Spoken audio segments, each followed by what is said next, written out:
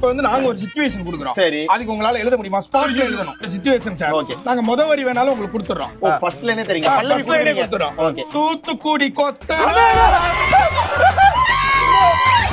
Sorry friends தப்பா போகுது please.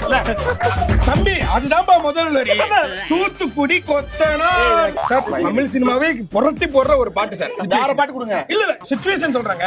ஒரு கொத்தனா இருக்காரு. Okay. அவருக்கு ஒரு சித்தாள் மேல ஒரு லவ் ஆயி போச்சு. சரி. அந்த லவ்வுக்காக அவர் வந்து ஒரு வீடு கட்டினார். இப்ப நான் வந்து முதல் வரியை நான் சொல்றேன். தூத்துக்குடி கொத்தனார் நல்லா வீடு கட்டினார். அப்பாடா. ஓகேவா? அதுக்கப்புறம் அவர் வந்து இந்த லவ்வுக்காக ஒரு தாஜ்மஹால் மாதிரி அவர் ஒரு வீடே கட்டுறாரு. Okay. இப்ப வந்து சாரி அதுக்கு மியூசிக் போடுறாரு. ஐயோ எங்கால டியூன் கொடுத்தாலும் எழுத மாட்டாரு. எழுதிட்டு இஷ்டத்துக்கு டியூன் போட்டு கொடுத்தா எழுதிடுவானா அவன்?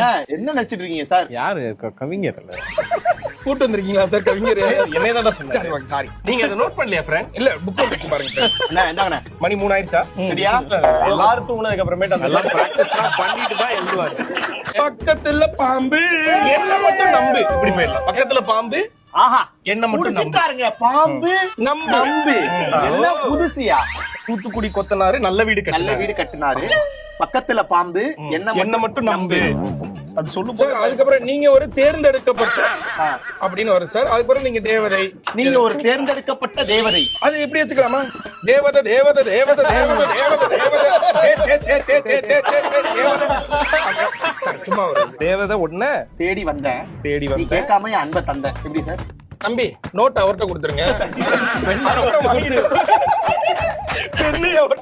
சார் நான் சொன்னா சார் எழுதுறாரு. யோசிச்சல லாஸ்ட் லைன் குடிச்சோம் சார். இப்ப நீங்க இம்ப்ரெஸ் ஆகுறீங்க. நம்ம கட்ட போறோம் வீடு. நம்மள சேர்த்து வைப்பான் அந்த காடு. போதும் ரியோ எழுதுனது மூடு அப்படின்னு யாரும் சொல்லக்கூடாது. சொல்லக்கூடாது.